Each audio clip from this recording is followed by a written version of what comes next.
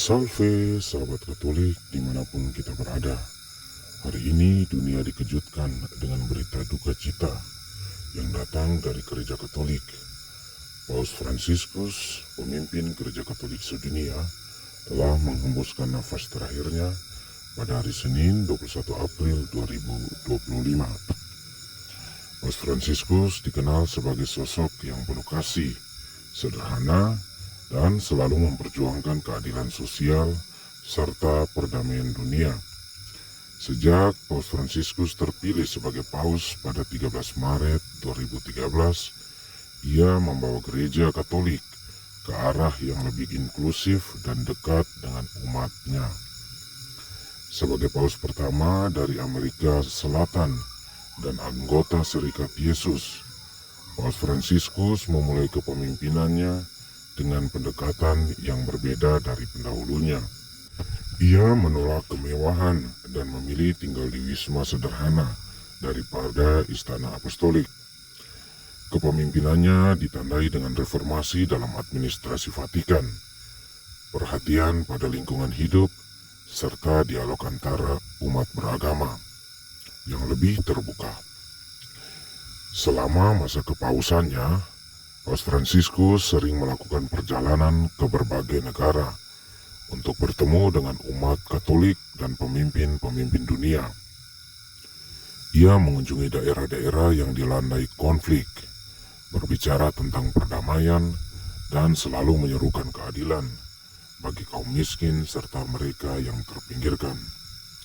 Dalam setiap kunjungannya, ia selalu membawa pesan-pesan perdamaian, harapan, dan cinta kasih. Pesan-pesan apostoliknya mencerminkan kepeduliannya terhadap dunia yang semakin kompleks.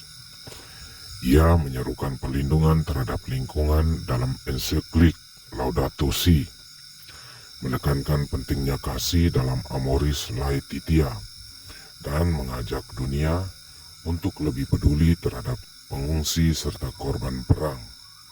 Ia juga menekankan pentingnya dialog antar umat beragama sebagai jalan menuju perdamaian dunia. Dalam beberapa tahun terakhir, kesehatan Paus Fransiskus mulai menurun. Ia mengalami berbagai masalah kesehatan, termasuk bronkitis dan pneumonia bilateral yang membuatnya harus menjalani perawatan yang intensif di Rumah Sakit Gemelli, Roma. Meskipun demikian, ia tetap berusaha menjalankan tugasnya sebagai pemimpin Gereja Katolik seluruh dunia. Pada bulan Maret 2025, kondisi kesehatan Paus Fransiskus semakin memburuk. Ia sempat keluar dari rumah sakit dan kembali ke Vatikan, tetapi kesehatannya terus mengalami pasang surut. Meskipun dalam kondisi lemah, ia tetap menyampaikan pesan Paskah kepada umat dari balkon Basilika Santo Petrus, menyerukan perdamaian dan solidaritas bagi seluruh umat manusia. Pesan terakhirnya di masa Prapaskah menjadi salah satu yang paling berkesan. Ia menyerukan agar gencatan senjata di Gaza dihentikan, serta mengajak dunia untuk lebih peduli terhadap penderitaan sesama, dan selalu menekankan pentingnya kasih dalam menghadapi tantangan-tantangan global. Kata-katanya menggema di seluruh dunia, menjadi pengingat akan perjuangannya untuk keadilan dan perdamaian dunia. Pada hari Senin 21 April 2025, Paus Fransiskus menghembuskan nafas terakhirnya di Casa Santa Marta, kediamannya di Vatikan. Kabar duka ini segera diumumkan oleh Kardinal Kevin Farrell yang menyampaikan bahwa Paus telah kembali ke rumah Bapa setelah mengabdikan hidupnya untuk Tuhan dan gerejanya. Berita ini segera menyebar ke seluruh dunia, mengguncang umat Katolik dan para pemimpin-pemimpin dunia.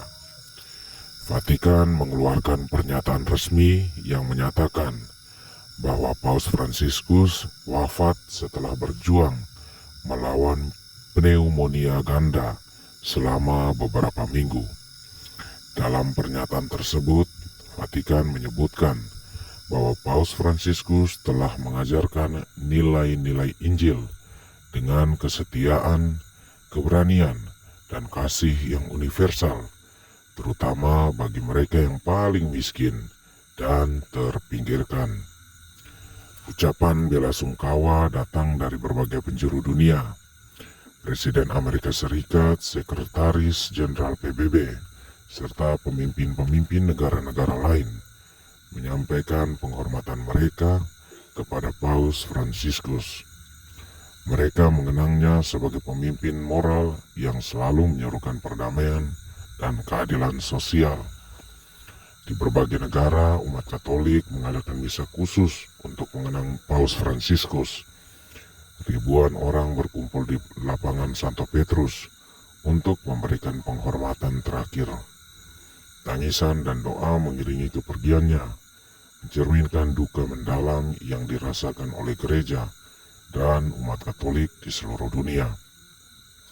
Di Indonesia, Menteri Agama Nasaruddin Umar menyampaikan bela sungkawa dan mengenang Paus Fransiskus sebagai sahabat kemanusiaan yang luar biasa, yang telah mengabdikan dirinya untuk umat dan manusia.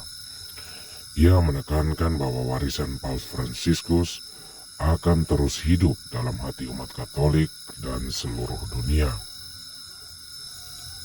Paus Fransiskus akan selalu dikenang sebagai sosok yang membawa angin pembaruan dalam gereja Katolik, menjembatani antara tradisi dan modernisme, serta memperjuangkan suara kaum miskin, migran, dan korban ketidakadilan sosial.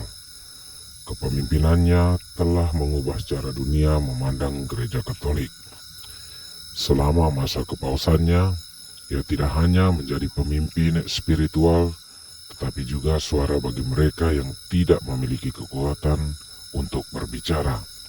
Ia mengajarkan bahwa kasih dan kepedulian adalah inti dari ajaran Kristiani, dan bahwa gereja harus selalu berada di sisi mereka yang membutuhkan. Kepergiannya meninggalkan kekosongan yang mendalam, tetapi juga warisan yang tak ternilai. Umat Katolik di seluruh dunia berduka. Selamat jalan Bapak Paus Fransiskus. Warisan dan dedikasimu bagi kemanusiaan akan selalu dikenang. Semoga Bapak Paus beristirahat dalam damai, dan semoga ajaran serta kasih yang sudah disebarkan terus menginspirasi seluruh umat manusia di dunia. Tuhan memberkati kita semua. Salve.